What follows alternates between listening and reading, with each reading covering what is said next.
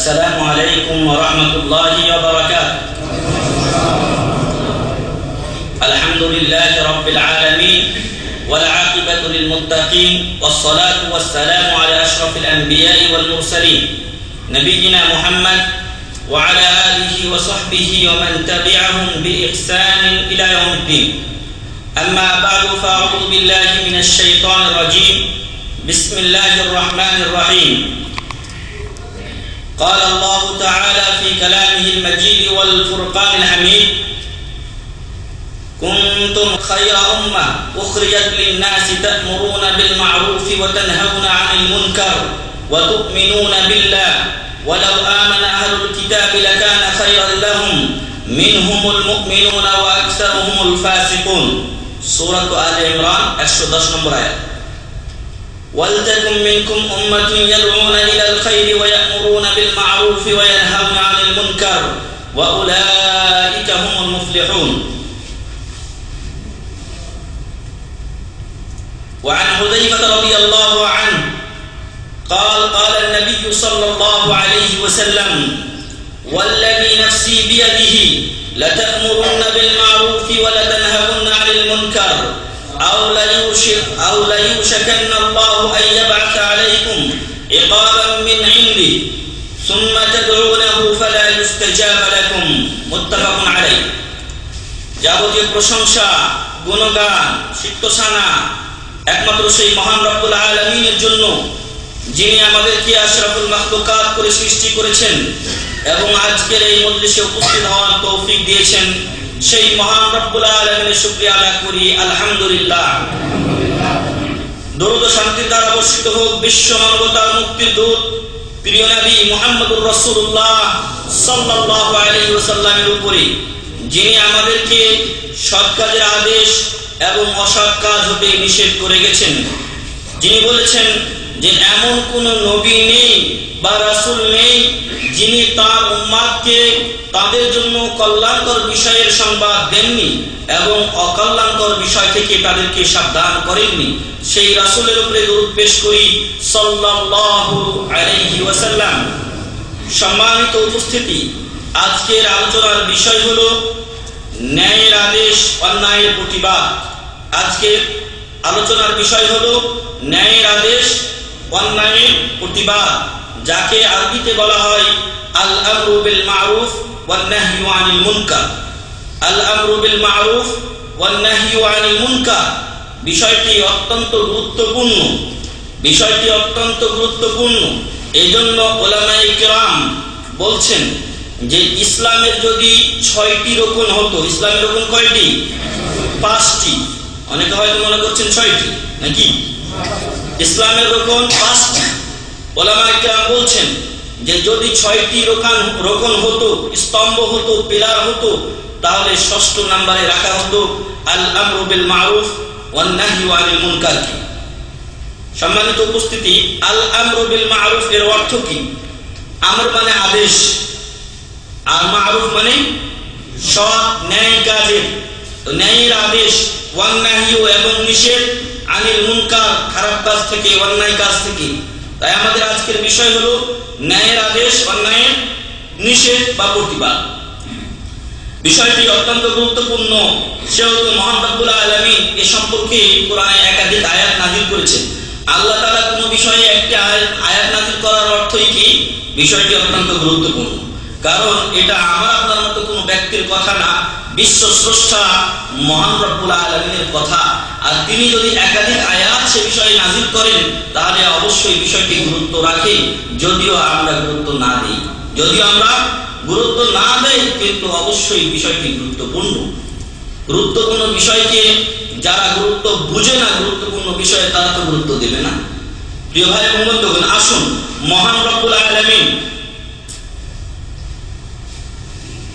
এই আমর বিল মারুফ ওয়ান নাহয়ু আনিল মুনকার সম্পর্কে কোরআনে কি বলেছেন আমরা তা দেখে নিই। মহান রব্বুল আলামিন আমাদেরকে উত্তম জাতি বলে ঘোষণা করেছেন। আর এর পিছনে যে কারণটি আল্লাহ তাআলা দর্শিয়েছেন সেই কারণটি হলো ন্যায়ের আদেশ, অন্যায়ের প্রতিবাদ। আমরা উত্তম জাতি হতে পারবো যদি আমরা সৎ কাজের আদেশ করি আর অন্যায়ের প্রতিবাদ করতে পারি, যদি এই কাজে আঞ্জাম না দেই, তাহলে আমরা উত্তম জাতিতে পরিণত হতে পারবো না। মহান রব্বুল আলামিন মহাগ্রন্থ আল কুরআনুল কারীমের সূরা আলে ইমরানের 110 নম্বর আয়াতে ঈমানের পূর্বে আল আমরু বিল মারুফ ওয়ান নাহই আনিল মুনকারকে উল্লেখ করেছেন। বলছেন, কুনতুম খায়রা উম্মাতিন উখরিজাত লিন-নাস, তোমরাই উত্তম জাতি। কুনতুম খায়রা উম্মাহ, তোমরাই উত্তম জাতি, উন্নত জাতি। উখরিজাত লিন-নাস, বিশ্ব মানবতার কল্যাণে তোমাদেরকে আল্লাহ সৃষ্টি করেছেন, বের করেছেন, মানে সৃষ্টি করেছেন। তোমাদের কাজ কি? কেন তোমাদেরকে উত্তম জাতি বলা হলো? সেই কাজ হলো তা'মুরুনা বিল মা'রুফ, সৎ কাজের ন্যায় তোমরা আদেশ করবে। ওয়া তানহাউনা আনিল মুনকার, এবং অন্যায় প্রতিবাদ করবে। ওয়া তু'মিনুনা বিল্লাহ, এবং তোমরা আল্লাহর উপরে ঈমান আনবে। তাহলে এখানে ঈমানের পূর্বেই আল্লাহ তাআলা আল আমরু বিল মারুফ ওয়ান নাহয়ু আনিল মুনকারকে স্থান দিয়ে এই বিষয়টির গুরুত্ব অনেকটা আল্লাহ বাড়িয়ে দিয়েছেন।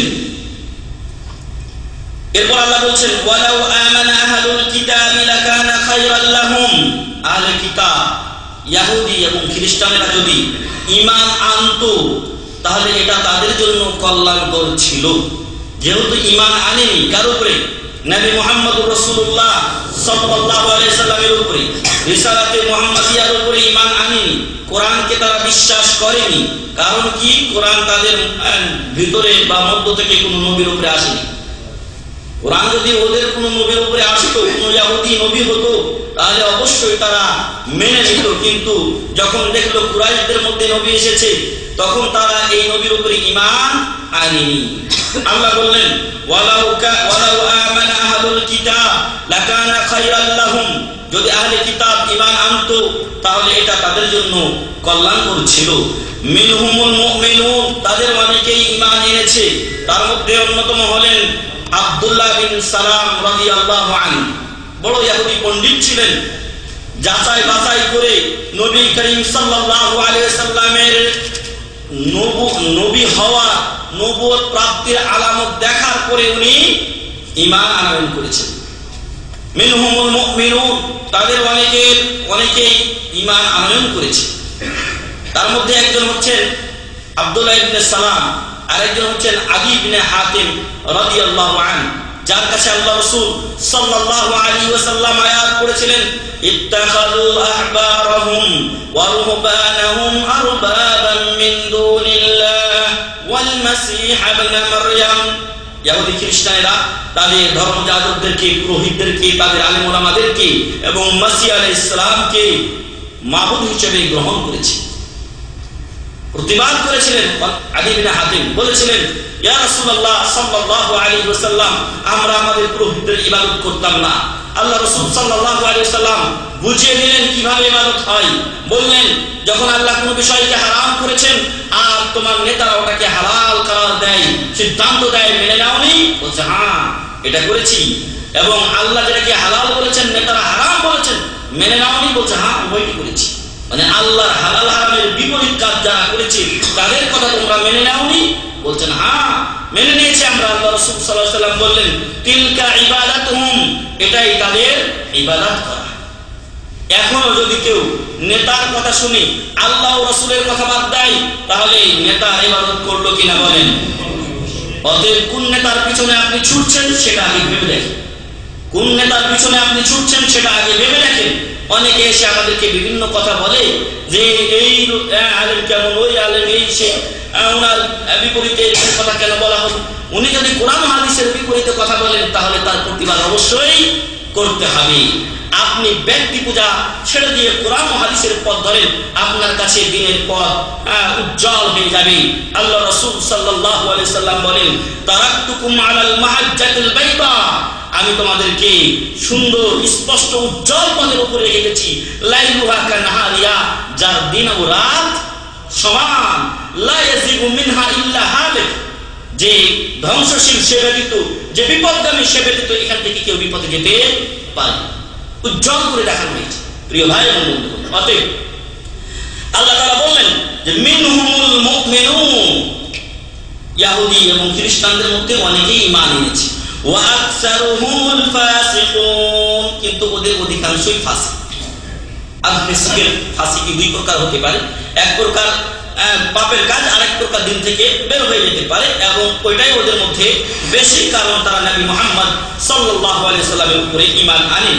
সূরা আল ইমরান 110 নম্বর আয়াত। আমাদের বিষয়ের সাথে মিল হলো, আল্লাহ আমাদেরকে উন্নত জাতি বললেন আর একটা কাজ দিয়ে দিলেন। সেই কাজটা কি? আল আমরু বিল মারুফ ওয়ান নাহি আনিল মুনকার। যেখানে ন্যায়ের আদেশ দেওয়া দরকার সেখানে ন্যায়ের আদেশ দিবেন। এক জায়গায় আছেন, ওই জায়গায় দেখা যাচ্ছে লোক নামাজ পড়ে না, ন্যায়ের আদেশ করুন। আরেক জায়গায় দেখছেন অন্যায় কাজে জড়িত আছে মানুষ, নিষেধ করুন। তাহলে আপনি খায়রু উম্মার অন্তর্ভুক্ত হতে পারবেন। আল্লাহ যেন আমাদের এই কাজ আঞ্জাম দিয়ে এই দলের অন্তর্ভুক্ত হওয়ার তৌফিক দান করেন, আল্লাহুম্মা আমিন। সূরা তাওবাতে মহান রব্বুল আলামিন বলছেন, সূরা তাওবার 71 নম্বর আয়াতে আল্লাহ তাআলা বলেছেন, এবং সেখানে মহান রব্বুল আলামিন এই আমর বিল মারুফ ওয়ান নাহি আনিল মুনকার, ন্যায়ের আদেশ অন্যায়ের প্রতিবাদকে নামাজ প্রতিষ্ঠা এবং যাকাত প্রদানের উপরে নিয়ে এসেছে। এগুলোর মাধ্যমে এই বিষয়গুলো ওইগুলোর চাইতে গুরুত্বপূর্ণ বেশি, এটা প্রমাণের উদ্দেশ্য নয়, তবে গুরুত্ব আছে, এটা প্রমাণের উদ্দেশ্য। আল্লাহ বলছেন ওয়াল মুমিনুনা ওয়াল মুমিনাতু বা'দুহুম আউলিয়াউ বা'দ ওয়াল মুমিনুনা ওয়াল মুমিনাতু বা'দুহুম আউলিয়াউ বা'দ। মুমিন নারী ও পুরুষেরা পরস্পরের বন্ধু। ইয়ামুরুনা বিল মারুফ, এই মুমিনদের কাজ কি? তারা ভালো কাজের আদেশ করবে, ন্যায়ের আদেশ দিবে। ওয়া ইয়ানহাউনা আনিল মুনকার, এবং অন্যায়ের প্রতিবাদ করবে, খারাপ কাজ থেকে মানুষদেরকে নিষেধ করবে। ওয়া ইউকিমুনাস সালাহ, এবং সালাত প্রতিষ্ঠা করবে, সঠিক সময়ে সঠিক নিয়মে সালাত আদায় করবে। ওয়া ইউতুনাজ যাকাত, এবং যাকাত প্রদান করবে। ওয়া ইউতিউনাল্লাহ ওয়া রাসূলাহ, এবং আল্লাহ ও রাসূলের আনুগত্য করবে। উলাইকা সায়ারহামুহুমুল্লাহ, আল্লাহ অতি শীঘ্রই এদেরকে রহম করবেন। আল্লাহ যেন তাদের অন্তর্ভুক্ত করেন আমাদেরকে।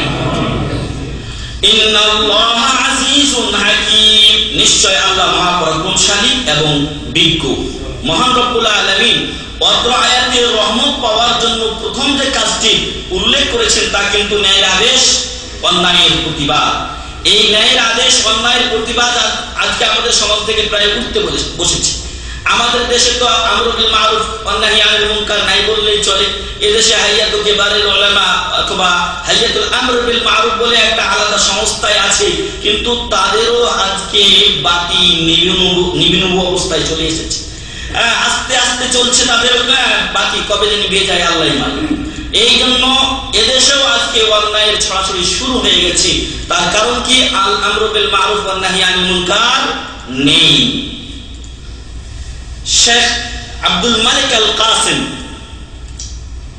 ইমাম ও খতিব মসজিদ নববী, মসজিদে নববীর ইমাম ও খতিব শেখ আব্দুল মালিক আল কাসিম, উনি বলছেন যে এই যে দুটি আয়াতে আল্লাহ তাআলা আমর বিল মারুফ ওয়ান নাহি আনিল মুনকারকে অন্যান্য বেশ কয়েকটি ইবাদতের পূর্বে উল্লেখ করলেন, যা অত্যন্ত গুরুত্বপূর্ণ ইবাদত।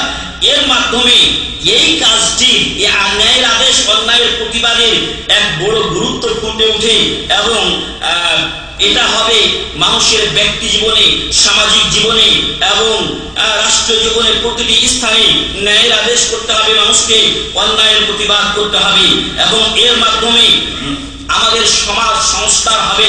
যদি আমরা ন্যায়ের আদেশ অন্যায়ের প্রতিবাদ করতে পারি তাহলে আমাদের সমাজে ন্যায় প্রতিষ্ঠা হবে, আমাদের সমাজে ন্যায় প্রতিষ্ঠা হবে, অন্যায় উঠে যাবে এবং আমাদের সমাজ সুন্দরভাবে চলবে।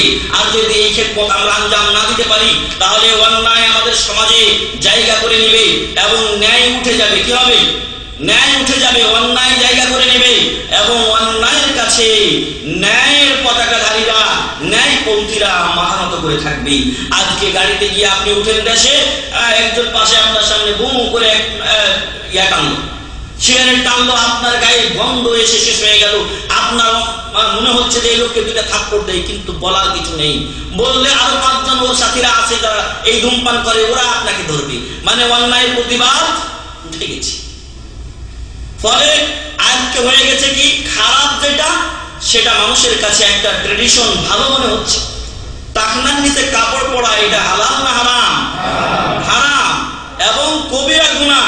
রাসূল সাল্লাল্লাহু আলাইহি সাল্লাম বলছেন, মা আসফালা মিনাল কাবাইনি মিনাল ইজার ফাফিন্নার। টাকনার নিচে যেই কাপড়ের অংশটুকু যাবে, আপনি যতটুকু নিয়ে যাবেন অতটুকু জায়গা আপনার জাহান্নামে পড়বে, নাউযুবিল্লাহি মিন যালিক। আর আজকে এটা আমাদের সমাজে একটা সভ্যতার প্রতীক হয়ে গেছে। তাহলে এটা যখন প্রথম শুরু হয়ে গেছিল, তখন যদি তখনকার লোকেরা নিষেধ করতো, তাহলে এটা আমাদের সমাজে জায়গা করে নিতে পারত না। দাড়ি চাষা মুন্ডন করা এটা হালাল না হারাম? হারাম। দাড়ি রাখা ওয়াজিব। কিন্তু আজকে অধিকাংশ মানুষের মুখের দিকে তাকিয়ে দেখেন, তার মুখটা, তার চেহারাটা, তার শরীরটাকে মুহাম্মদুর রাসূলুল্লাহ সাল্লাল্লাহু আলাইহি সাল্লামের মতো হয়েছে? হয়নি। তাহলে কি করে নবী মুহাম্মদ সাল্লাল্লাহু আলাইহি সাল্লামের উম্মতের দাবিদার হতে পারি? আল্লাহ রাসূল সাল্লাল্লাহু আলাইহি সাল্লাম কাফেরের কাছ থেকে, কাফেরের দিক থেকে মুখ ফিরিয়ে নিয়েছিলেন, কারণ ওদের মজগুলো ছিল বড় বড়। কিসরা বা কাইসারের দুজন দূত আসলো, আল্লাহ রাসূল সাল্লাল্লাহু আলাইহি সাল্লাম দেখলেন ওদের মজগুলো একেবারে ঘোরা, বড় বড় করে উপর দিকে চলে গেছে, আর দাড়ি ওদের নাই মহিলাদের মতো মুন্ডন করে চেঁচে রেখেছে।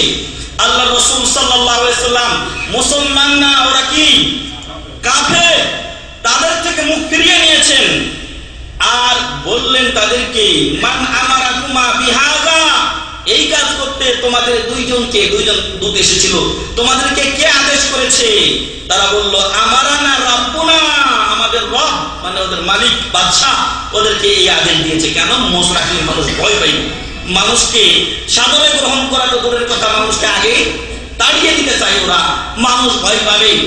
আল্লাহ রাসূল সাল্লাল্লাহু আলাইহি ওয়াসাল্লাম বললেন, ওয়ালাকিন আমারানি রাব্বি, কিন্তু আমার রব আমাকে আদেশ করেছেন, আন আফওয়া লিহিয়াতি ওয়া কাশ বিইফাই লিহিয়াতি ওয়া কাশ শারিবি, ছোট করতে, দাড়ি বড় করতে। তাই আজকের এই অধিবেশনে যারা উপস্থিত আছেন তাদের প্রতি উদাত্ত আহ্বান যে দুনিয়ার মানুষের সাথে তাল না মিলিয়ে আপনি আপনার জীবনকে কোরআন ও সহিহ সুন্নাহ মোতাবেক পরিচালিত করুন এবং দাড়ি আপনি রেখে দিন, কারণ এটা রাসূল সাল্লাল্লাহু আলাইহি ওয়াসাল্লামের সুন্নাহ এবং এটা মুন্ডন করলে রাসূল সাল্লাল্লাহু আলাইহি ওয়াসাল্লাম কাফেরের থেকে জীবিত অবস্থায় মুখ ফিরিয়ে নিয়েছেন।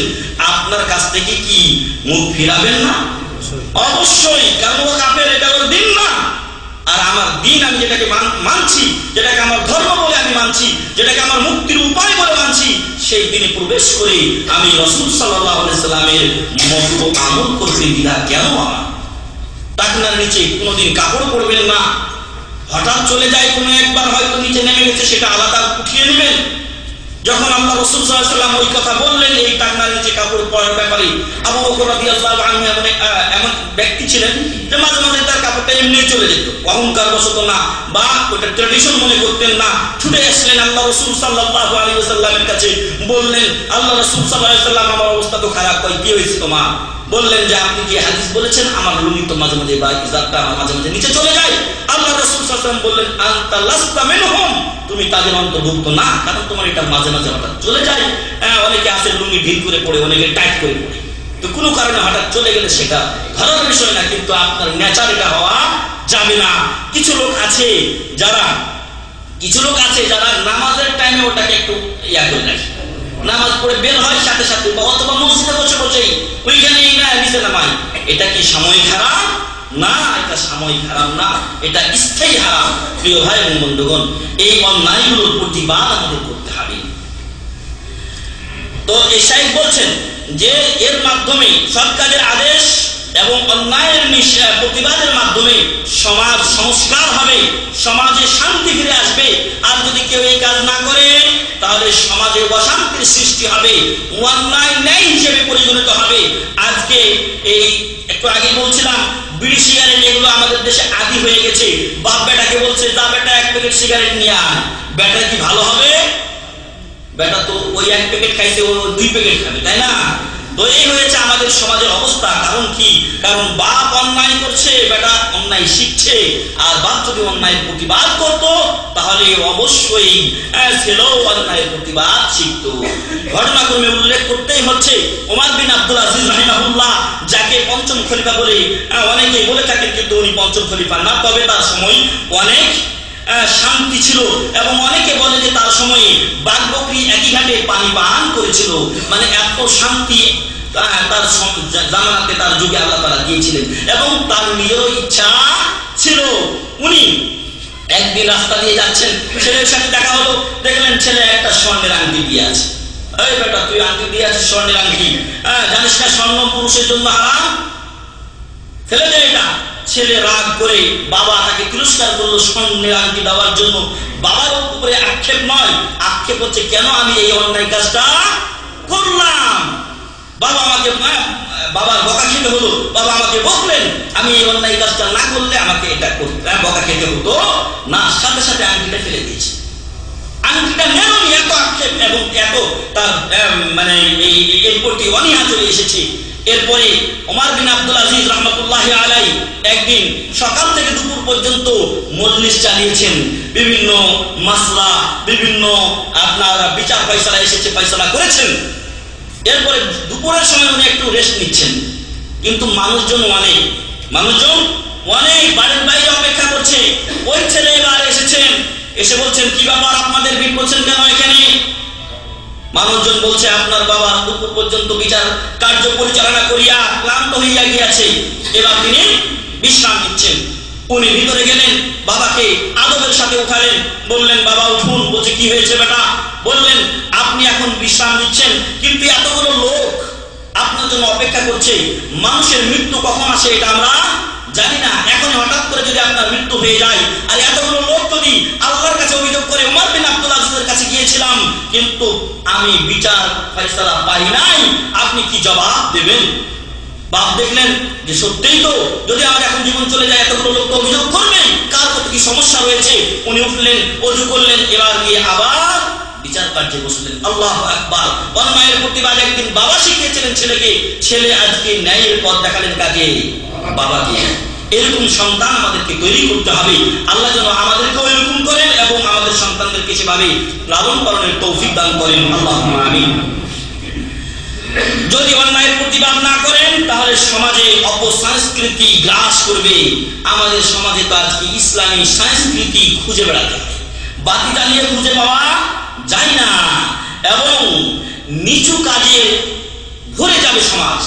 মদ, বেপনা, জেনা, ব্যভিচারী সমাজ ভরে যায়নি কি? অবশ্যই ভরে গেছে, কারণ অন্যায়ের প্রতিবাদ নেই। মেয়ে প্রেম করে, ছেলে প্রেম করে, এটা এই জামানার ট্রেডিশন। এটা কি এই জামানার ট্রেডিশন? এই বয়সে এরকম একটু করে ছেলে, ওই রকম একদিন করে, আরেকদিন অপকর্ম করে বসে আছে এবং আরেকদিন দেখা গেছে যে আরেকজন মেয়েকে ভালো লেগেছে, এটাকে ত্যাগ করেছে। সাতক্ষীরাতে এক অবস্থা হয়েছে, বছরখানেক আগে পেপারে এসেছিল যে ছেলে মেয়ে এরকম অবৈধ কাজে লিপ্ত হয়ে গেছে। এবার পেটে বাচ্চা চলে এসেছে, বাচ্চা হয়েছে। মেয়েটা এবার কি করেছে? বাচ্চার পিতৃত্ব দাবির জন্য, পিতৃত্বের দাবি নিয়ে ওই ছেলের বাড়িতে গিয়ে অবস্থান করছে। এবার ছেলে বলছে, না, ওর সাথে আমার কোনো সম্পর্ক নাই। অন্যায় প্রতিষ্ঠা হয়েছে কিনা সমাজে? এবার কাঠমোল্লার দল ঢাকা থেকে গেছে, ভাড়া করে নিয়ে গেছে ওদেরকে। ওরা এবার ফতোয়া দিয়েছে, যেহেতু মেয়ে স্বীকার করেছে অতএব মেয়েকে মেরে দাও 100 দৌড়া। ছেলে স্বীকার করে, ছেলের কিছুই নেই। এরপরে শুরু হয়ে গেল ওই কাঠমোল্লার দৌড়াদৌড়ি। এরপর এটা মানবাধিকার সংগঠনে গিয়ে উঠছে আর ওদের নামে বিচার হয়েছে। প্রিয় ভাই এবং বন্ধুগণ, এই অন্যায় না থাকলে কাঠমোল্লা এরকম ফতোয়া দেওয়ার সুযোগ পেত না। তাই এই অন্যায়গুলোর প্রতিবাদ করতে হবে। আমার মেয়ের বিয়ে হয়ে যাক, আমার ছেলে একটা ভালো মেয়ে পেয়ে যাক, এজন্য আমরা তাদেরকে লেলিয়ে দিব না, এটা হওয়া উচিত নয়।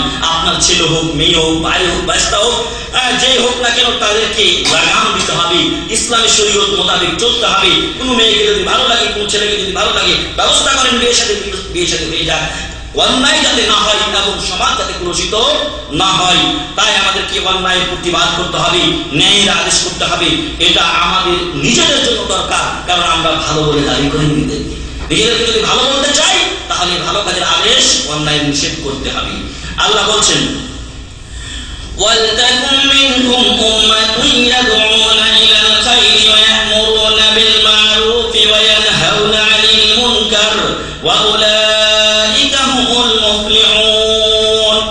ওয়ালতাকুম মিনকুম উম্মাহ, তোমাদের মধ্য থেকে এমন কোন একটা গ্রুপ, এমন কোন একটা জামাত, এমন কোন একটা দল হয় না যাদের কাজ কি হবে, ইয়াদউনা ইলাল খায়র, যারা মানুষদেরকে ভালোর আদেশ দিবে, কল্যাণের পথে মানুষদেরকে আহ্বান করবে, ওয়া ইয়া'মুরুনা বিল মা'রুফ, সৎ কাজের আদেশ দিবে, ওয়া ইয়ানহাউনা আনিল মুনকার, অন্যায়ের প্রতিবাদ করবে।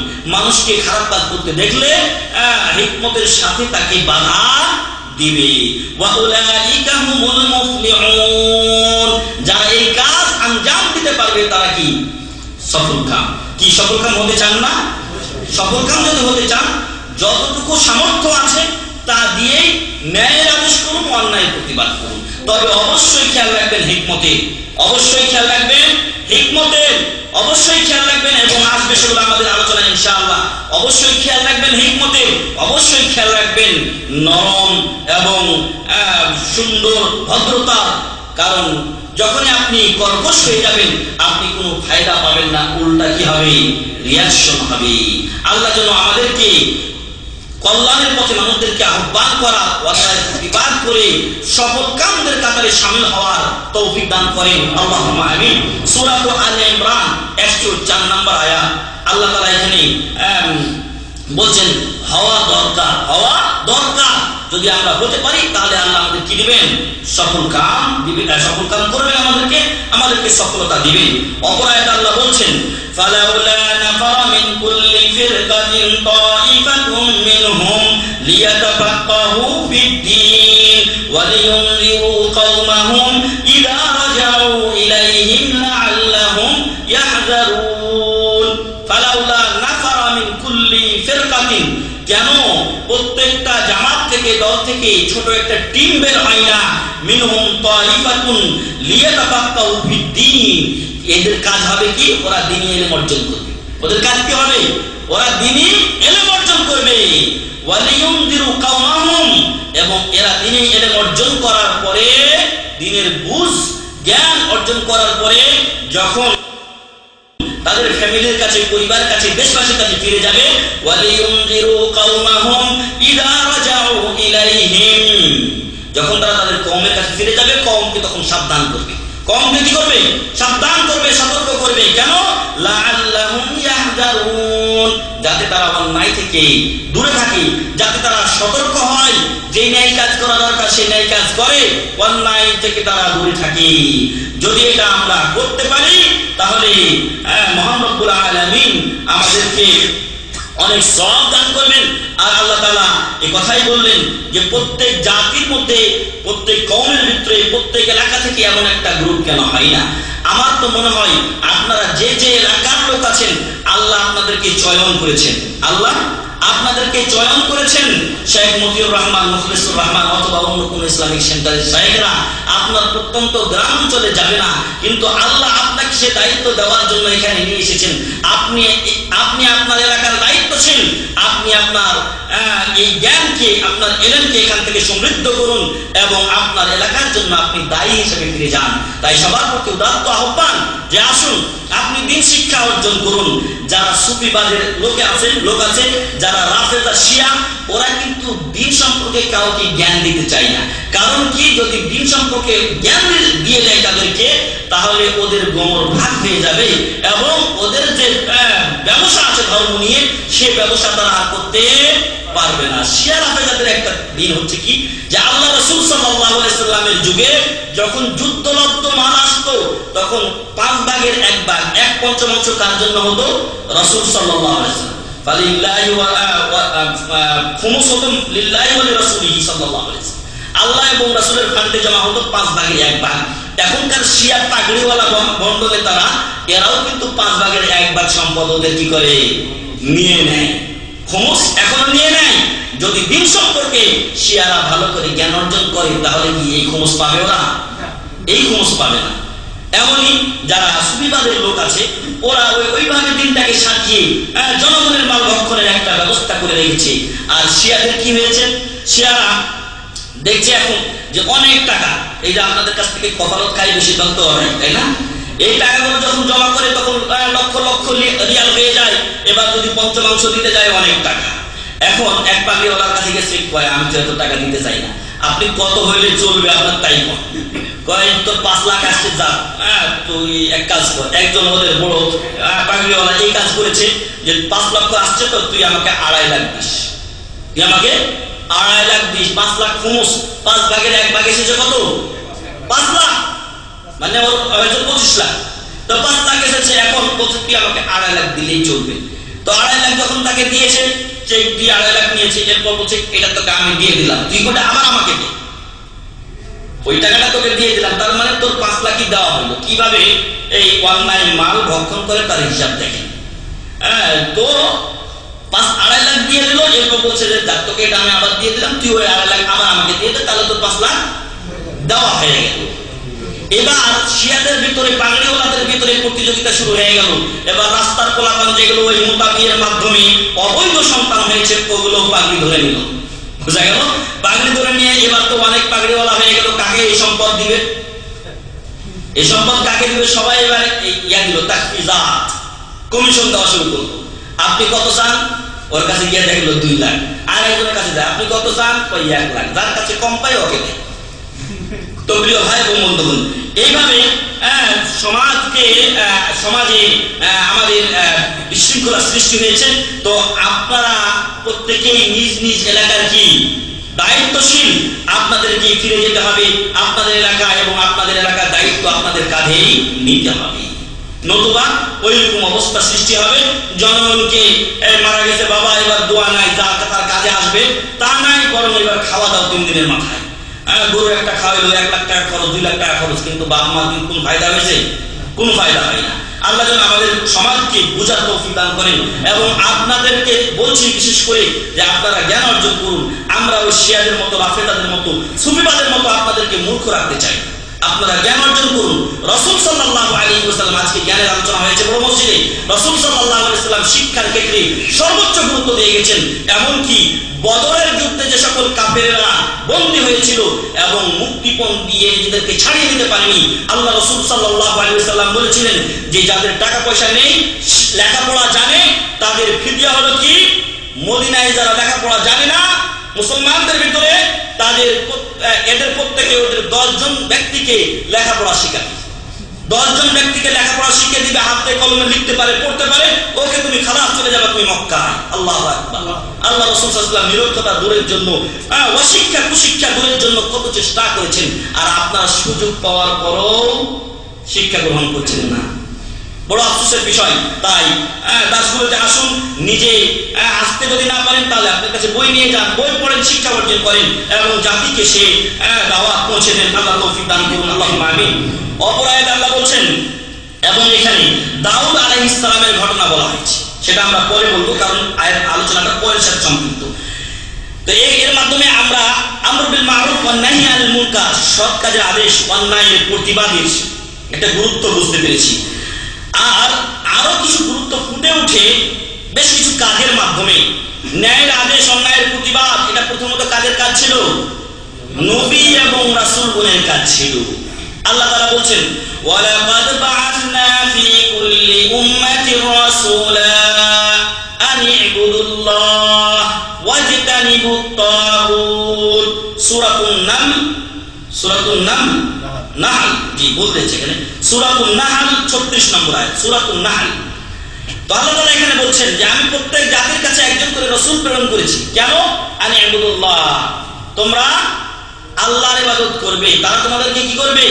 আল্লাহর ইবাদতের পথে আহ্বান করবে। এটা কি? ন্যায়ের আদেশ, আমর বিল মারুফ, ন্যায়ের আদেশ, ওয়াজতানিবুত তাগুত, এবং তাগুতের, আল্লাহ ছাড়া যারই পূজা করা হয় তাদের ইবাদত থেকে তোমরা বিরত থাকবে। তোমাদেরকে তারা এই অন্যায় থেকে নিষেধ করবেন, এই অন্যায়ের প্রতিবাদ তারা করবেন। তাহলে ন্যায়ের আদেশ, অন্যায়ের প্রতিবাদ কাদের কাজ? নবী ও রাসূলগণের কাজ। আপনি যদি এই কাজ আঞ্জাম দেন তাহলে আপনি কার পথ অনুসরণ করলেন? নবী ও রাসূলগণের পথ অনুসরণ করলেন। আল্লাহ বলছেন, ওয়ামান আহসানু কাওলাম মিম্মান দাআ ইলাল্লাহি ওয়া আমিলা সালিহা ওয়া ক্বালা ইন্নানি মিনাল মুসলিমিন। ওই যে ব্যক্তি আল্লাহর পথে আহ্বান করে, ওয়া আমিলা সালিহা, শুধু মানুষকে ডাকে আর নিজে করে না এমন নয়, ওয়া আমিলা সালিহা, সে নিজেও ভালো কাজ করে, ওয়া ক্বালা ইন্নানি মিনাল মুসলিমিন, আর সে বলে আমি মুসলমানদের একজন। তাহলে উত্তম ব্যক্তিকে, এই ব্যক্তি সবচেয়ে উত্তম। আল্লাহ বলেন ওয়া মান আহসানু কাওলান, কার কথা এই ব্যক্তির চাইতে উত্তম হতে পারে? আপনি যদি নিজেকে উত্তম করতে চান, ভালো করতে চান, তাহলে নবীদের পথ ধরুন। আর নবীদের পথ হচ্ছে ন্যায়ের আদেশ, অন্যায়ের প্রতিবাদ। আল্লাহ যেন আমাদেরকে এই কাজ আঞ্জাম দেওয়ার তৌফিক দান করেন, আল্লাহুম্মা আমিন। যারা মুমিন তাদের একটা গুণ হলো ন্যায়ের আদেশ করা, অন্যায়ের প্রতিবাদ করা। আল্লাহ বলছেন সূরাতুত তাওবার 112 নম্বর আয়াতে, আত-তাইবুনাল আবিদুনাল হামিদুনাস সাইউন আর-রাকিউনাস সাজিদুনাল আমিরুনা বিল মা'রুফি ওয়ান নাহুনা আনিল মুনকার ওয়াল হাফিজুনা লিহুদুদিল্লাহ ওয়া বাশশিরিল মুমিনিন। যারা তওবাকারী, যারা ইবাদতকারী, প্রশংসাকারী এবং সিয়াম বা রোজা পালনকারী, রুকু সিজদাকারী মানে নামাজ পড়ে বেশি বেশি, ফরজের সাথে নফল আদায় করে, তাহাজ্জুদ আদায় করে, অন্যান্য নামাজ আদায় করে, আল আমিরুনা বিল মা'রুফ, সৎ কাজের আদেশ করে, অন্যায়ের প্রতিবাদ করে, ওয়ান নাহুনা আনিল মুনকার ওয়াল হাফিজুনা লিহুদুদিল্লাহ, এবং আল্লাহর সীমারেখাকে কি করে? হেফাজত করে। আল্লাহর সীমারেখা কি? হালাল হারাম। হালাল হারাম হচ্ছে আল্লাহর সীমারেখা। আলা ওয়া ইন্না লিকুল্লি মালিকিন হিমান, আলা ওয়া ইন্না হিমাল্লাহি মাহারিমুহু, প্রত্যেকটা মালিকের বাদশার একটা সীমারেখা থাকে, এটা ওর দেশ। বাংলাদেশের সীমারেখা আছে, ভারতের আছে, পাকিস্তানের আছে, সৌদি আরবের আছে, প্রত্যেকটা রাষ্ট্রের একটা সীমারেখা আছে। আর আল্লাহর সীমারেখা কি? আল্লাহর হারামকৃত বিষয়, ওই সীমারেখাতে যাওয়া যাবে না, ওইখানে হারামে পা দেওয়া যাবে না। এই আয়াতে আল্লাহ তাআলা আমিরুনা বিল মা'রুফ ওয়ান নাহুনা আনিল মুনকার, এই কথা বলে মুমিনদের একটা গুণের কথা বলেছেন। এবং যারা মুমিনদের গুণে গুণান্বিত হতে পারবে, আল্লাহ বলছেন ওয়া বাশশিরিল মুমিনিন, মুমিনদেরকে আপনি সুসংবাদ দিন, মুমিনদেরকে আপনি সুসংবাদ দিন। সূরাতুত তাওবা 112 নম্বর আয়াত। আর এর বিপরীতে এটা হলো মুমিনদের গুণ। আর এর বিপরীতে যারা অন্যায় পথের পথিক, যারা সমাজে ফিতনা ফাসাদ চায়, তাদের গুণের কথা আল্লাহ বলছেন আল মুনাফিকুনা ওয়াল মুনাফিকাতু বা'দুহুম মিন বা'দ, মুনাফিক নারী ও পুরুষেরা তারা একজন আরেকজনের মধ্য থেকে, মানে একজন আরেকজনের দোস্ত, তারা একে অপরের সাথে মিশে আছে, মিলে আছে। তাদের কাজ কি? ইয়া'মুরুনা বিল মুনকার, ইয়া'মুরুনা বিল মুনকার, অন্যায়ের আদেশ করে, খারাপ কাজ করতে বলে কারা? মুনাফিকরা। ওয়া ইয়ানহাউনা আনিল মা'রুফ, আর ভালো কাজে নিষেধ করে। ওয়া ইয়াকবিদুনা আইদিয়াহুম, আর হাতকে তারা বন্ধ রাখে, মানে কি? আল্লাহর পথে ব্যয় করে না। নাসুল্লাহা ফানাসিয়াহুম, আল্লাহকে ওরা ভুলে গেছে, আল্লাহ ওদের ভুলে গেছেন। ওরা আল্লাহকে ভুলে গেছে মানে জিকির আজকার করে না, আল্লাহ ওদেরকে ভুলে গেছেন মানে আল্লাহ ওদেরকে কি দিবেন? শাস্তি দিবেন। আল্লাহ এই কথা বলছেন সূরা হাসরের শেষে, ওয়ালা তাকুনু কাল্লাযীনা নাসুল্লাহ ফাআনসাহুম আনফুসাহুম, যা ওদের মতো হইও না যারা আল্লাহকে ভুলে গেছে, ফলে আল্লাহ ওদেরকে ভুলিয়ে দিয়েছেন। আল্লাহকে আর যদি কেউ ভুলে যায় তাহলে ক্ষতিকার, যে ভুলবে তার ক্ষতি। কারণ আপনি ভুলে গেছেন আল্লাহকে, আর ইবাদত বন্দেগী বন্ধ করে দিয়েছেন, জিকির আজকার নাই, নামাজ রোজা নাই, হজ নাই, যাকাত নাই, কিছু নাই, বেদের মতো জীবন যাপন যে ব্যক্তি করছে সে আল্লাহকে বলে ভুলে আছে, আর আল্লাহকে ভুলিয়ে দিয়েছেন, মানে ওর ভবিষ্যৎ কি হলো? খারাপ, সর্বনাশ, নিজের হালাকাত, নিজের ধ্বংস নিজে করব। কিয়ামতের দিন আফসোস করে বলবে আল্লাহ রব্বির জুন, আর একবার দুনিয়াতে ফিরিয়ে দেন, লাআল্লি আমালু সালিহা, আমি যাতে ভালো কাজ করতে পারি। কিন্তু আল্লাহ কি ফিরাবেন? ওয়ালা ইউআখিরুল্লাহু নাফসান ইযা জাআ আজালুহা, যখন কারো মৃত্যু চলে আসে তখন আল্লাহ তাআলা কাউকে ছাড় দেন না। মরার আগে মৃত্যু চলে আসলে যখন ছাড় হয় না, মরার পরে আবার ঘুরিয়ে দিবেন আল্লাহ তাআলা, অসম্ভব। প্রিয় ভাই ও বন্ধুগণ, তাহলে মুনাফিকদের গুণ হচ্ছে অন্যায়ের আদেশ করে, ন্যায় থেকে মানুষদেরকে বাধা দেয় আর আল্লাহর পথে ব্যয় করে না। তাহলে এদের বিপরীত করতে হবে কিনা আমাদের? যদি মুনাফিকের খাতা থেকে নাম কাটাতে চাই তাহলে এদের বিপরীত কাজ করতে হবে এবং ন্যায়ের আদেশ করতে হবে। অন্যায়ের প্রতিবাদ করে যতটুকু আপনাকে আল্লাহ তাআলা দিয়েছেন ধনসম্পদ, ওয়া মিম্মা রাযাকনাহুম ইউনফিকুন, ততটুকু আপনি আপনার সাধ্য অনুযায়ী দান করুন। হতে পারে এক ব্যক্তির কোটি টাকা দান করার পরও কবুল নাও হতে পারে, আর আপনার এক রিয়াল দানও ওই এক কোটির চাইতে অনেক বেশি হতে পারে। আপনার ইখলাসের উপর এটা নির্ভর করছে। তাই আপনার দানকে আপনি ছোট চোখে দেখবেন না। আল্লাহ রাসূল সাল্লাল্লাহু আলাইহি ওয়াসাল্লাম বলছেন যে তোমাদের কেউ যেন যখন পাক করবে তখন যেন ওই তরকারিতে একটু ঝোল বেশি দেয়, আর একটা দুটা যদি খুঁড়ো হয় প্রতিবেশীকে দিতে যেন লজ্জাবোধ না করে। এমনও হতে পারে যে আপনার প্রতিবেশীর কাছে ওটাও নেই। তাই কেউ যেন আমরা কৃপণতা না করি। বিশেষ করে এখানে তো আলহামদুলিল্লাহ সকলেই টাকা পয়সা যাই হোক কম বেশি ইনকাম করি, কিন্তু দেশে অনেক গরিব রয়েছে যাদের দিকে দেখার মানুষ নেই। সেদিকে খেয়াল রাখবেন। নিজের আত্মীয় স্বজন যদি হয় তাহলে তো আরো বেশি হকদার তারা। আল্লাহ বললেন নাসুল্লাহ ফানাসিয়াহুম, আল্লাহকে যখন তারা ভুলে গেল আল্লাহ তাদেরকে ভুলে গেলেন এবং তাদেরকে আর ভালো কাজের তৌফিক দেওয়া হলো না। ফলে পরকালীন স্থায়ী জীবন সর্বনাশ হয়ে গেল। ইন্নাল মুনাফিকিনা হুমুল ফাসিকুন, যারা মুনাফিক তারাই ফাসিক, যারা মুনাফিক তারাই ফাসিক। হুমুল বলা হয়েছে, মুনাফিকরাই কি ফাসিক। সূরাতুত তাওবা 67 নম্বর আয়াত। আমরা দুটি গুরুত্ব পেলাম। নবীদের রাসূলদের কাজ কি? আলাইহিস সালাতু ওয়াস সালাম ন্যায়ের আদেশ অন্যায়ের প্রতিবাদ। মুমিনদের কাজ কি? ন্যায়ের আদেশ অন্যায়ের প্রতিবাদ। 3 নাম্বার, যারা সৎ ব্যক্তি নেককার পরেশগার তাদেরও একটা চরিত্র হলো, একটা অন্যতম গুণ হলো ন্যায়ের আদেশ অন্যায়ের প্রতিবাদ। আল্লাহ বলছেন সূরা আলে ইমরানের 113 এবং 114 নম্বর আয়াতে, লাইসু সাওয়াআন মিন আহলিল কিতাবি উম্মাতুন কাইমাতুন ইয়াতলুনা আয়াতিল্লাহ আনা আল-লাইলি ওয়া হুম ইয়াসজুদুন ইউমিনুনা বিল্লাহি ওয়াল ইয়াউমিল আখির ওয়া ইয়া'মুরুনা বিল মা'রুফি ওয়া ইয়ানহাউনা আনিল মুনকার ওয়া ইউসারি'উনা ফিল খায়রাত ওয়া উলাইকা মিনাস সালিহিন। আহলে কিতাবদের ওই কওম যারা রাতে দাঁড়িয়ে দাঁড়িয়ে নামাজ পড়ে, সিজদা করে, কোরআন তেলাওয়াত করে, এরা এবং যারা এই কাজ করে না উভয়ের সমান হতে পারে না। অর্থাৎ আহলে কিতাবদের কিছু লোক আছে যারা রাসূলের উপরে কি এনেছে, ঈমান এনেছে, নামাজ রোজা করে, এরা এবং যারা আনবি উভয় সমান হতে পারে না। এরা কি কাজ করে? ইউমিনুনা বিল্লাহি ওয়াল ইয়াউমিল আখির, ইউমিনুনা বিল্লাহি ওয়াল ইয়াউমিল আখির, আল্লাহ এবং পরকালে তারা বিশ্বাস স্থাপন করে। আরো কি কাজ করে এরা? ওয়া ইয়া'মুরুনা বিল মা'রুফি ওয়া ইয়ানহাউনা আনিল মুনকার, সৎ কাজের আদেশ করে, অন্যায়ের প্রতিবাদ করে। ওয়া ইউসারিউনা ফিল খায়রাত, কল্যাণ কাজে খুব দ্রুতগামী তারা, যখনই ভালো কাজ পায় সে পথে দ্রুত ছুটে যায়। ওয়া উলাইকা মিনাস সালিহিন, এরাই হচ্ছে সৎ কর্মশীলদের অন্তর্ভুক্ত। আর আল্লাহ তাআলার কাছে আমরা এই সৎ কর্মশীলদের পর প্রত্যেক নামাজে প্রার্থনা করি, তাই না? আমরা কি বলি? ইহদিনাস সিরাতাল মুস্তাকিম, হে আল্লাহ আমাদেরকে সহজ সরল পথ দেখান।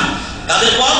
সিরাতাল্লাযীনা আনআমতা আলাইহিম, যাদের উপরে আপনি নিয়ামত দিয়েছেন, অনুগ্রহ করেছেন, দয়া করেছেন। এরা কারা? মিনান নাবিয়্যিন ওয়াস সিদ্দীকিন ওয়াস শুহাদা ওয়াস সালিহিন। তাহলে সালেহিনদের পথ আপনি চাচ্ছেন, তো সালেহিনদের কাজ তো করতে হবে। সালেহিনদের কাজ হলো এই সকল কাজের সাথে আল আমরু বিল মারুফ ওয়ান নাহি আনিল মুনকার। সূরা আলে ইমরান 113 নম্বর আয়াত ও 114 নম্বর আয়াত। তাহলে যদি সালেহিন হতে চান, নিয়ামত প্রাপ্ত বান্দাদের অন্তর্ভুক্ত হতে চান এবং সহজ সরল পথ চান, তাহলে ন্যায়ের আদেশ অন্যায়ের প্রতিবাদ আপনার কাছে থাকতে হবে। অন্য ভালো কাজের সাথে এটাও একটা তার অংশ। রাবিআন, 4 নাম্বার গুরুত্ব হলো, একটু আগে আমরা বলেছি এই উম্মাতের উত্তম জাতি হওয়ার জন্য যে শর্ত তা হলো সৎ কাজের আদেশ অন্যায়ের প্রতিবাদ, এবং সেটা সূরা আলে ইমরান 110 নম্বর আয়াতে বলা হয়েছে। খামিসান, 5 নাম্বার গুরুত্ব হলো সৎ কাজের আদেশ অন্যায়ের প্রতিবাদে আত-তামকিনু ফিল আরজ, যারা ন্যায়ের আদেশ অন্যায়ের প্রতিবাদ করবে আল্লাহ তাদেরকে জমিনে কি দিবেন? নেতৃত্ব দান করবেন। আজকে নেতৃত্বের জন্য মানুষ মরিয়া হয়ে লড়ছে, কত টাকা ব্যয় করছে ন্যায় পথে অন্যায় পথে, কত কি। একটা আসন পাওয়ার জন্য শুনলাম একবার এক ইসলামী দল 18 লাখ টাকা দিল আরেকটা দল। মানে কি আসনটা থেকে ওদের এই যে জোট করছে এখন, ওদের প্রার্থী যেন সরিয়ে দিয়ে এদের প্রার্থী দেওয়া হয়, এর জন্য দিল 18 লক্ষ টাকা। তো এইরকম চেষ্টা মানুষ ন্যায় পথ অন্যায় পথ সব পথে চালিয়ে যাচ্ছে। আর আল্লাহ বলছেন যে না, ওই সকল পথে দুনিয়ার নেতৃত্ব পাওয়া যাবে না। যদি পাওয়া যেত তাহলে নবী মুহাম্মদ সাল্লাল্লাহু আলাইহি ওয়াসাল্লামকে যখন বলা হয়েছিল যে নেতৃত্ব চান, নেতৃত্ব দিয়ে দেব, দিতে চাওয়া হয় নাই। রাসূল সাল্লাল্লাহু আলাইহি ওয়াসাল্লামকে বলা হয়েছিল আপনি যদি আমাদের নেতা হতে চান নেতা বানিয়ে দিচ্ছি, কিন্তু দাওয়াতি কাজটা বন্ধ করে দে। প্রিয় ভাই এবং বন্ধু, আল্লাহ বলছেন আল্লাযীনা ইম্মাক্কান্নাহুম ফিল আরদি আকামুস সালাহ, যাদেরকে আমি জমিনে যদি ক্ষমতা দেই তাহলে তারা কি কাজ করবে? আকামুস সালাহ, নামাজ প্রতিষ্ঠা করবে। ওয়া আতাউজ যাকাত, যাকাত প্রদান করবে। ওয়া আমারু বিল মা'রুফি ওয়া নাহাউ আনিল মুনকার, ওয়া আমারু বিল মা'রুফি ওয়া নাহাউ আনিল মুনকার, ন্যায়ের আদেশ করবে, অন্যায়ের প্রতিবাদ করবে। ওয়ালিল্লাহি আকিবাতুল উমুর, শেষ পরিণাম, শেষ যে হিকমত, শেষ যে ফয়সালা কার হাতে? আল্লাহর হাতে। মানুষ যতই লাফালাফি করুক, আল্লাহ তাআলা শেষ সিদ্ধান্ত দিবেন। তার কাজ যদি ভালো হয় তাহলে আল্লাহ তাকে ভালো প্রতিফল দিবেন, আর যদি মানুষের কাজ খারাপ হয়, যদি আমলনামা খারাপ হয়, তাহলে আল্লাহ তাকে জাহান্নামে নিক্ষেপ করবেন। তাহলে এখান থেকে বোঝা যায় যে নেতৃত্ব পেতে হলে নামাজ প্রতিষ্ঠা করতে হবে, যাকাত প্রদান করতে হবে, ন্যায় আদেশ অন্যায়ের প্রতিবাদ করতে হবে। রাসূল সাল্লাল্লাহু আলাইহি ওয়াসাল্লাম এর পথে এগিয়ে গিয়েছিলেন এবং আল্লাহ তাকে অটোমেটিকলি নেতৃত্বের পদে বসিয়ে দিয়েছিলেন। এবং ওই একজন কুফারে কুরাইশের একজন বলেছিলেন যে তোমরা মুহাম্মদ সাল্লাল্লাহু আলাইহি ওয়াসাল্লামের সাথে কোনোদিন পেরে উঠবে না। কেন? যে আমি অনেক আমির উমারার দরবারে গিয়েছি, তাদেরকে দেখেছি যে তাদের প্রজাদের পক্ষ থেকে তাদের আনুগত্য দেখেছি, কিন্তু মুহাম্মদ সাল্লাল্লাহু আলাইহি ওয়াসাল্লামের অনুসারীরা যেরকম তার আদেশ পালন করেন, ওইরকম কোন আমিরের আদেশ পালন করতে আমি কোন প্রজাকে দেখিনি। অতএব মুহাম্মদ সাল্লাল্লাহু আলাইহি ওয়াসাল্লামের সাথে তোমরা পেরে উঠতে পারবে না, কারণ তার যারা সহচর হয়েছে তার কথা পদে পদে পালন করে। আল্লাহ এমন নেতৃত্ব দান করলেন নবী মুহাম্মদুর রাসূলুল্লাহ সাল্লাল্লাহু আলাইহি ওয়াসাল্লাম কিসের মাধ্যমে? আল-আমরু বিল মা'রুফ ওয়ান নাহই আনিল মুনকারের মাধ্যমে। ন্যায়ের আদেশ করেছেন, অন্যায়ের প্রতিবাদ করেছেন এবং হক পথে দাওয়াত দিয়েছেন। আল্লাহ রাসূল সাল্লাল্লাহু আলাইহি ওয়াসাল্লামকে আল্লাহ তাআলা নেতৃত্ব দান করেছেন, এমন নেতৃত্ব যা পরবর্তীতে অর্ধ জাহান পর্যন্ত ছড়িয়ে গেছে। কিন্তু যদি এমন হতো যে আল্লাহ রাসূল সাল্লাল্লাহু আলাইহি ওয়াসাল্লাম নেতৃত্ব নিয়ে নিয়েছেন, এরপরে হুকুম জারি করলেন, পুলিশ মানবে, পুলিশই তো বদমাইশ, আর্মি মানবে, ওরা তো কেউ মানবে না, কারণ ওরা 2 নাম্বার হয়ে আছে। ওরা চাইবে আপনাকে কিভাবে আউট করে দেওয়া যায়। কোন ওসি বা এসি বা ডিসি যারা আছে এরা ভালো হয়ে থাকতে আমাদের সমাজে পারে না। কারণ কি? কারণ ওই যে 1 থেকে নিয়ে 0 থেকে শুরু করে একেবারে আপনি ট্রেনে বসে আছেন, 9টায় এরা খাইতে চায়, 9টায় কি চাই? এরা খাইতে চায়। ওদের যদি খাওয়া না হয় তো 10 নাম্বারটাতে চাই না আমরা, আপনাকে আউট করে দেব।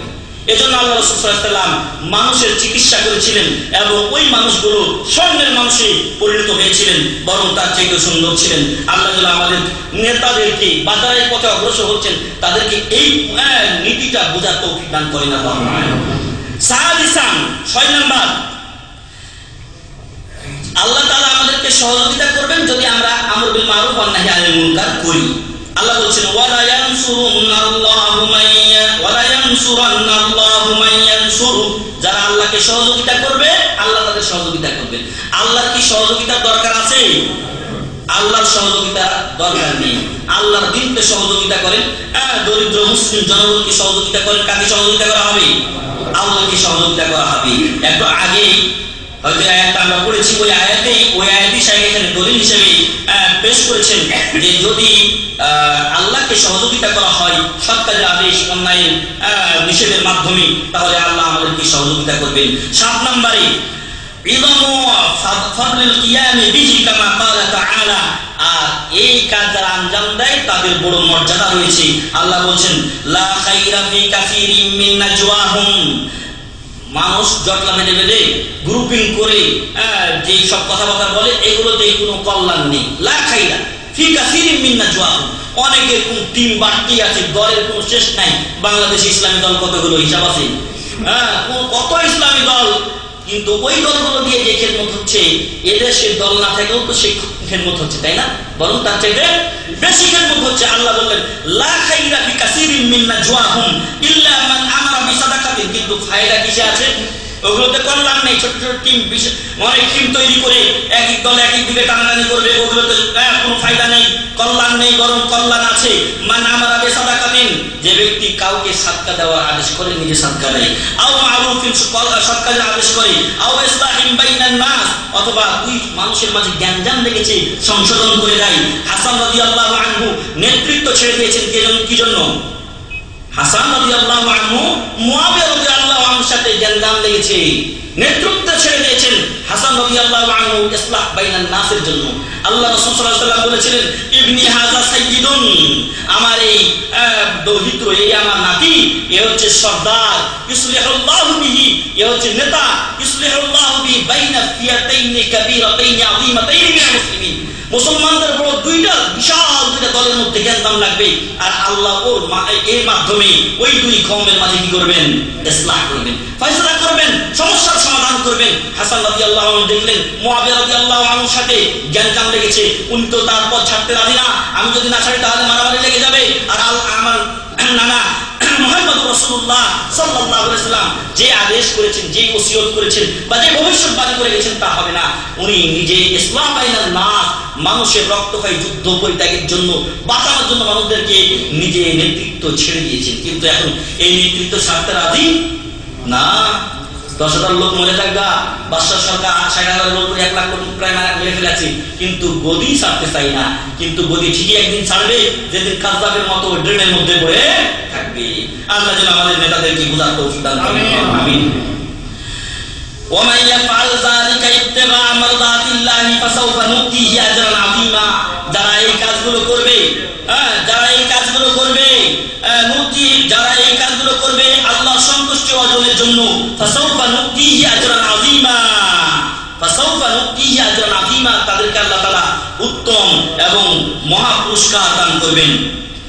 এছাড়াও আল্লাহ তাআলা, আল্লাহ রাসূল সাল্লাল্লাহু আলাইহি ওয়াসাল্লাম বলছেন মান দাআ ইলা হুদান কানা লাহু মিসলা উজুরি মান তাবি'াহু লা ইনকাসু মিন যালিকা মিন উজুরিহিম শাইআ, লা ইনকাসু মিন যালিকা মিন উজুরিহিম শাইআ। তো আপনি যদি কল্যাণের প্রতি মানুষকে আহ্বান করেন, তাহলে যারা আপনার অনুসরণ করবে আপনি তাদের সমপরিমাণে একটা নেকি পাবেন, ওদের নেকিতে কোনো ঘাটতি করা হবে না। মুসলিম শরীফের হাদিস। 8 নম্বর ফায়দা, যারা এই সৎ কাজের আদেশ অন্যায়ের বাধা দেয় তাদের গুনাহগুলি আল্লাহ তাআলা মাফ করে দেন, আলহামদুলিল্লাহ। 9 নম্বরে, যারা সৎ কাজের আদেশ করেন, অন্যায়ের প্রতিবাদ করেন, এর মাধ্যমে মানুষের পঞ্চ ইন্দ্রিয় বা 5টি জিনিস, জরুরি জিনিস যেগুলো, সেগুলো হেফাজত হয়। আর তার মধ্যে 1 নম্বর হচ্ছে মানুষের দিন হেফাজত হয়, মানুষের জান হেফাজত হয়, মানুষের জ্ঞান হেফাজত হয়, মানুষের বংশনামা নসলনামা হেফাজত হয় এবং মানুষের সম্পদ হেফাজত হয়। চোরকে চুরিকে বাধা দিলে আপনার মাল হেফাজত হবে, যদি জেনাকারীকে জেনা থেকে বাধা দেন তাহলে আপনার নসল হেফাজত হবে, যদি মদখোরকে বা মদ যারা বানায় তাদেরকে নিষেধ করেন তাহলে আপনার আকল ঠিক থাকবে, তাই না? মদ খেয়েই তো মানুষ মাতাল হয়। আপনি যদি হত্যাকারীকে, যারা মানুষের রক্ত পিপাসু তাদেরকে বাধা দেন তাহলে আপনার জান হেফাজতে থাকবে। আর যদি মানুষকে শিরক বিদআত থেকে বাধা দেন তাহলে আপনার দিন হেফাজতে থাকবে। এগুলো গেল আমর বিল মারুফ ওয়ান নাহি আনিল মুনকারের কল্যাণ, উপকারিতা এবং আপনার গুরুত্ব। এ পর্যায়ে আমরা দু একটি কথাই শেষ করছি যে যদি আমরা অন্যায়ের বাধা বা প্রতিবাদ না করি, ন্যায়ের আদেশ না করি মানুষকে, তাহলে আমাদের কি ক্ষতি আছে? ক্ষতি আছে আমাদের? জি, ক্ষতি আছে। অলরেডি বলে ফেলেছি আমরা যে সমাজ আমাদের কলুষিত হয়ে যাবে, আমরা সেখানে ভালোভাবে বাঁচতে পারবো না, ডানে বামে অন্যায় হবে, আপনি সেগুলো চান না, ফলে আপনি ব্যথায় ব্যথায় আপনার জীবন কাটাবে। 1 নম্বর হচ্ছে আল্লাহর পক্ষ থেকে আযাব আসবে। 1 নম্বরে কি? আল্লাহর পক্ষ থেকে আযাব এবং ধ্বংস ধ্বংস আসবে। সূরাতুল আনফাল 25 নম্বর আয়াত দেখে নেবেন। হুযায়ফা রাদিয়াল্লাহু আনহু বলছেন, আল্লাহ রাসূল সাল্লাল্লাহু আলাইহি ওয়াসাল্লাম বলেন, সেই সত্তার শপথ যার হাতে আমার প্রাণ, লা তা'মুরুন্না বিল মা'রুফ, অবশ্যই অবশ্যই তোমরা সৎ কাজের আদেশ করবে, ওয়া লা তানহাউনা আনিল মুনকার, এবং অন্যায়ের প্রতিবাদ করবেন, আর না হয় অতি শীঘ্রই আল্লাহ তাআলা তোমাদের উপরে তার পক্ষ থেকে শাস্তি প্রেরণ করবেন। এরপরে তোমরা আল্লাহকে ডাকলেও কোনো ফায়দা হবে না। এটা হচ্ছে মুত্তাফাকুন আলাইহি, বুখারী ও মুসলিমের হাদিস। উম্মুল মুমিনিন যায়েদা রাদিয়াল্লাহু আনহা বলেছিলেন আল্লাহ রাসূল সাল্লাল্লাহু আলাইহি ওয়াসাল্লামকে, যে আমাদের মাঝে ভালো ব্যক্তিরা থাকার পরও কি আমরা ধ্বংস হয়ে যাব? কিছু ভালো লোক আছে, আপনারা সকলেই ভালো মানুষ, ইসলাম শিখতে এসেছেন, কিন্তু খারাপ মানুষের সংখ্যা বেশি। আল্লাহ রাসূল সাল্লাল্লাহু আলাইহি ওয়াসাল্লাম জিজ্ঞাসা করলেন, ভালো লোক আছে, আমরা ধ্বংস হয়ে যাব? উনি বললেন যে নাম, ইদা কাসুরাল খাবাস, অন্যায়ের পরিমাণ যখন বেড়ে যাবে তখন আল্লাহর পক্ষ থেকে আযাব আসা কি স্বাভাবিক ব্যাপার। এই জন্য মাঝে মাঝে কিন্তু আযাব আসে, ওইগুলো আইলা টর্নেডো বা দুর্গতি নয়, ওগুলো কি, ওগুলো আযাব আল্লাহর পক্ষ থেকে। এরপর মানুষ এগুলো বুঝতে চেষ্টা করে না। বুখারী শরীফের হাদিস। 2 নাম্বার হচ্ছে যে আমাদের দোয়াগুলো কবুল হবে না। একটু আগে আমরা বললাম যে আযাব চলে আসলে দোয়া করবো, কিন্তু দোয়া কবুল হবে না। মুসনাদ আহমদের হাদিসে এটা বর্ণিত হয়েছে, তোমরা ভালো কাজে আদেশ করো, অন্যায়ের প্রতিবাদ করো, ক্বাবলা আন তাদউ ফালা ইস্তাজাব লাকুম, এই পরিস্থিতি হওয়ার আগেই তোমরা আল্লাহকে ডাকবে, কিন্তু ডাকে আল্লাহ সাড়া দিবেন না। যদি আপনি ন্যায়ের আদেশ অন্যায়ের প্রতিবাদ না করেন, তাহলে ফাসিক, ফাজির এবং ভণ্ড শয়তানেরা ক্ষমতা পাবে এবং অন্যায় অনাচার আপনার উপরে বিভিন্ন নিয়ম কানুন চাপিয়ে দিবে। আপনি কি হবেন? মানতে বাধ্য হবেন। তো এগুলো আমাদের ক্ষতি রয়েছে, এবং যুহুরুল জাহাল, মূর্খতা বৃদ্ধি পাবে, ইনতিসারুল ইলম, ইলম মাটির সাথে কি হবে, মিশে যাবে, এবং ওয়াতাখাব্বাতুল উম্মাতু ফি যুলমাতিন হালিকাতিন লা ফাজরা লাহা, এবং উম্মত এমন অন্ধকারে নিমজ্জিত হয়ে যাবে যেখান থেকে উঠে আসা বড় কষ্টকর ব্যাপার। অতএব প্রিয় ভাই এবং বন্ধুগণ, আসুন আমরা ন্যায়ের আদেশ করি, অন্যায়ের প্রতিবাদ করি, যাতে করে আমরা উপকৃত হতে পারি এবং আমাদের জাতি উপকৃত হতে পারি। আর এর জন্য আল্লাহ রাসূল সাল্লাল্লাহু আলাইহি ওয়াসাল্লাম 3টি স্তর বর্ণনা করেছেন। 3টি স্তর বর্ণনা করেছেন। সেই স্তরগুলো হলো, মান রাআ মিনকুম মুনকারান ফালইউগাইয়িরহু বিয়াদিহি, যদি আপনি পারেন তাহলে শক্তি দিয়ে বাধা দিবেন। যদি আপনার ক্ষমতা থাকে, আপনি বাড়ির মালিক, আপনার অধীনস্থ লোক কি করেছে, অন্যায় করেছে, আপনি তাকে শাস্তি দিয়ে করতে পারেন, বাধা দিতে পারেন। আর যদি তা না হয় তাহলে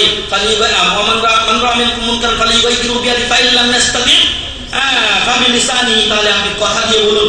আর তাও যদি না পারেন তাহলে ভাবে কালবিহি ওয়া যালিকা আযাবুল ঈমান, এটা হলো সর্বনিম্ন দরজার ঈমান। যখন আপনি দেখবেন যে উপরে 2টা পারেননি, তাহলে লাস্টেরটা মনে করতে হবে আমার ঈমান কি নিবু অবস্থায় আছে। এজন্য ঈমান একটু চাঙ্গা করার চেষ্টা করতে হবে।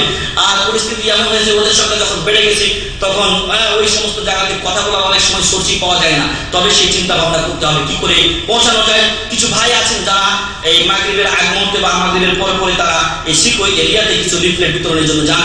যারা আপনারা উপস্থিত থাকবেন সকলেই তাদের সহযোগিতা করবেন, এবং আমাদের হতভাগা জাতি যারা হয়তো বিপদগামী হয়ে আছে, নামাজ পড়ে না, তাদের জন্য হেদায়েতের বাণী নিয়ে যাবেন। আল্লাহ তৌফিক দান করুন, আল্লাহুম্মা আমিন।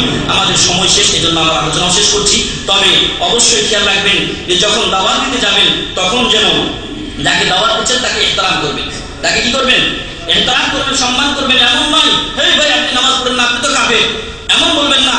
বরং ওর সাথে আদবের সাথে কথা বলবেন, ওর পর্যায় স্টেজ ঠিক রেখে আপনি তার সাথে নরম ভাষায় কথা বলবেন। আল্লাহ রাসূল সাল্লাল্লাহু আলাইহি ওয়াসাল্লাম বলেন যে ইন্নাল্লাহা ইউতি বিররিজকি মা লা ইউতি বিল উম, আল্লাহ নরমতার সাথে, ভদ্রতার সাথে কথা বললে অনেক ফল দান করেন, যা হয়তো কঠোরতার সাথে দেন না।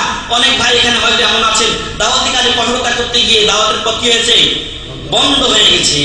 এমনটি যেন না হয়। এবং আল্লাহ বলছেন উদউ ইলা সাবিলি রাব্বিকা বিল হিকমাতি ওয়াল মাউইযাতিল হাসানা ওয়াজাদিলহুম বিল্লাতী হিয়া আহসান, উত্তম ওয়াজ নসিহত হিকমত সহকারে, যেখানে যাকে যেটা ট্রিটমেন্ট দিলে কাজ হয় সেইভাবে দিবেন। একজন মৌলবী মানুষ আপনি কথা বলতে পারছেন না, কারণ আপনার শিক্ষাটা সমান নয়। আপনি একটা বই দেন, একটা লিফলেট দেন, একটা সিডি দেন, এইভাবে তার কাছে আপনি দাওয়াত পৌঁছে দেন। আল্লাহ যেন আমাদের সকলকে এই গুরুত্বপূর্ণ কাজ যাকে উলামারা আর রুকনুস সাদিস মিন আরকানিল ইসলাম বলে উল্লেখ করেছেন, তা আঞ্জাম দেওয়ার তৌফিক দান করেন আল্লাহুম্মা আমিন, এবং তার ফজিলতগুলো পাওয়ার তৌফিক দান করেন আল্লাহুম্মা আমিন। এর মাধ্যমে যেন আল্লাহ তাআলা আমাদের বিপদগামী জাতিকে আমাদেরকে ইসলামের পথে আহ্বানের তৌফিক দান করেন আল্লাহুম্মা আমিন, এবং আল্লাহ যেন আমাদের সমাজ থেকে অশ্লীলতা দূর করে দেন আল্লাহুম্মা আমিন। সেখানে যেন ন্যায় এবং ইসলামী সংস্কৃতির স্থাপন হয়, সেখানে যেন ইসলামী সংস্কৃতি প্রতিষ্ঠিত হয়, আল্লাহ সে তৌফিক আমাদেরকে দান করুন আল্লাহুম্মা আমিন। ওয়া আখিরু দাওয়ানা আলহামদুলিল্লাহি রাব্বিল আলামিন। সুবহানাকা আল্লাহুম্মা ওয়া বিহামদিকা আশহাদু আল্লা ইলাহা ইল্লা আনতা আস্তাগফিরুকা ওয়া আতুবু ইলাইক। আসসালামু আলাইকুম ওয়া রাহমাতুল্লাহ।